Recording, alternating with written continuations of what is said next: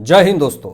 जब पिछले दिनों दिल्ली हाईकोर्ट ने उमर खालिद की जमानत याचिका खारिज करी थी, उसके तुरंत बाद कपिल सिब्बल मसीहा बनकर के उमर खालिद के लिए 2020 के दिल्ली दंगों के मास्टरमाइंड को बचाने के लिए सामने आते हैं और सामने आकर के ये कहते हैं कि जो उमर खालिद की जमानत याचिका बार बार खारिज करी जा रही है वो राजनीति दबाव है, ये अन्याय है। पूरी तरीके से उमर खालिद के साथ पूरी तरीके से अन्याय हो रहा है।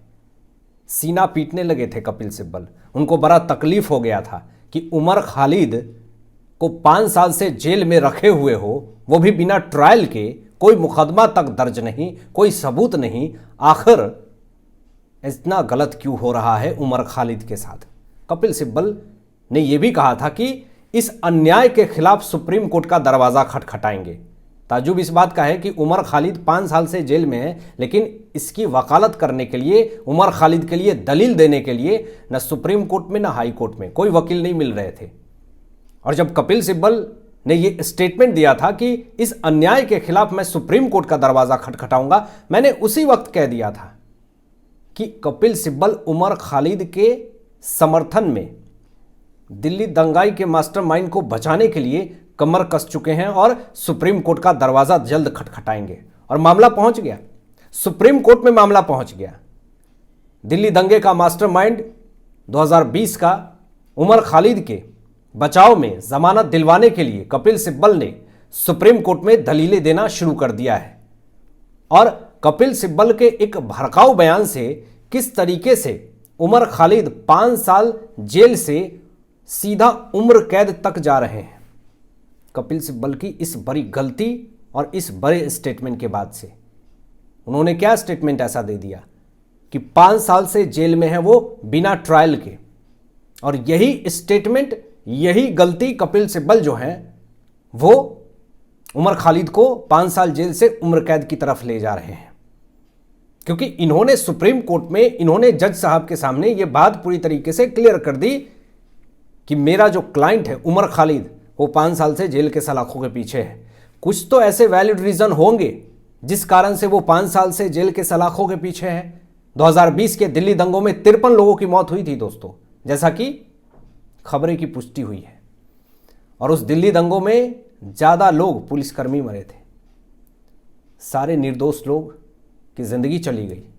और इनके समर्थक उमर खालिद के कहते हैं कि सजा से पहले सजा हो रही है, यानी बिना ट्रायल के सजा हो रही है।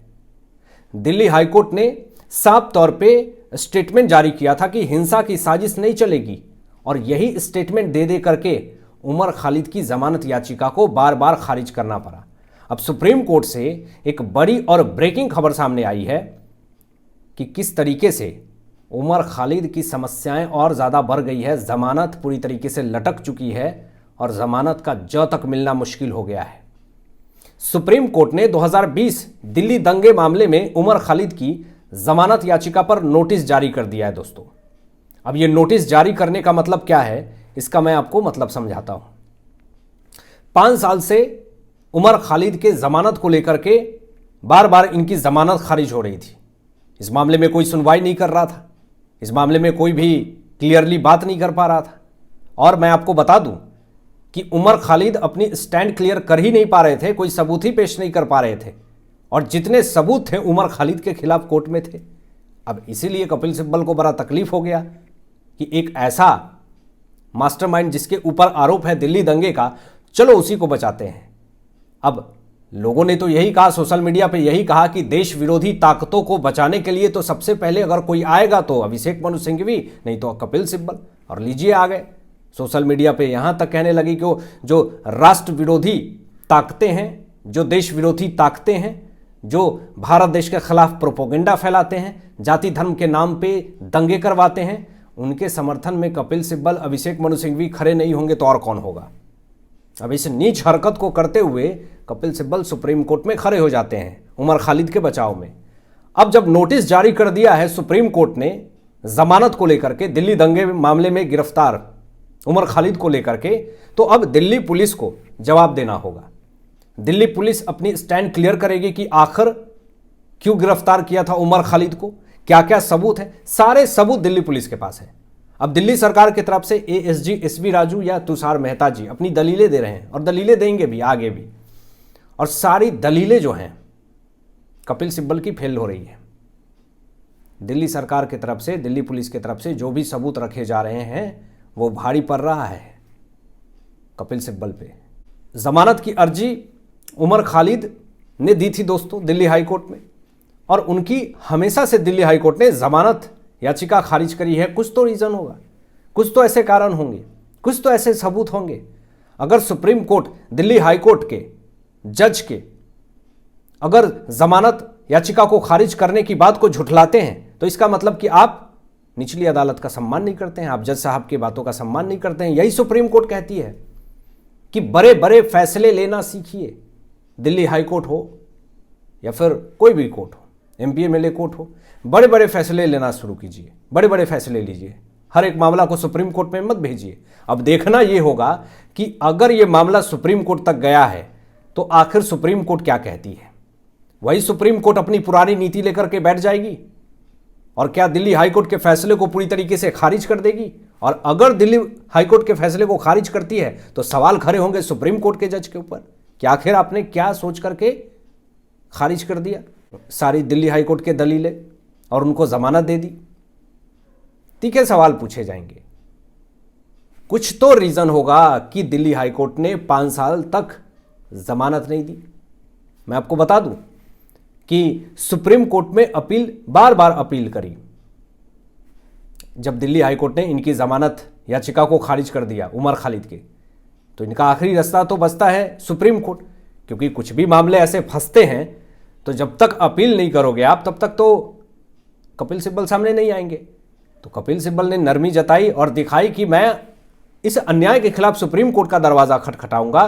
तो उमर खालिद की तरफ से दिल्ली हाईकोर्ट की बातों को चुनौती देते हुए, दिल्ली हाईकोर्ट के फैसले को चुनौती देते हुए सुप्रीम कोर्ट में अपील करी गई। लेकिन मैं आपको बता दूं कि सुप्रीम कोर्ट ने उमर खालिद की जमानत याचिका पर नोटिस जारी करते हुए एक सख्त स्टेटमेंट जारी कर दिए कि अगर आपके फेवर में अगर फैसले नहीं होंगे तो और स्थिति खराब हो सकती है।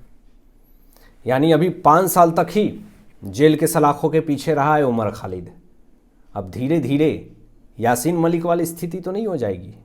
धीरे धीरे और भी ऐसे आतंकी हैं जो यूएपीए एक्ट के तहत इसे गिरफ्तार किया गया है, जो कि आतंकवादी देश विरोधी एजेंडे में ये शामिल रहा है। आतंकवादी का कानून है ये यूएपीए। तो अब अगर आप खुद बताएं, इस मामले में अगर गिरफ्तारी होती है, कैसे कपिल सिब्बल सुप्रीम कोर्ट में पहुंच जाते हैं बचाव में एक आतंकवादी को बचाने के लिए।